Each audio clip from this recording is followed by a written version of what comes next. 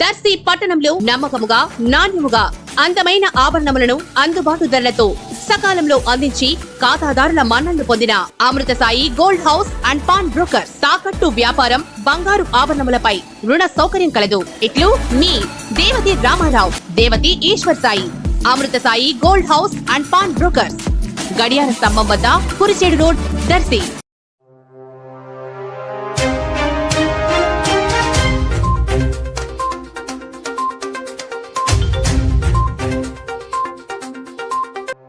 దర్శి మండలం తూర్పు వీరాయపాలెంలో తీవ్ర విషాదం చోటు చేసుకుంది. వాగులో పడి ఇద్దరు బాలుళ్లు మృతి చెందారు.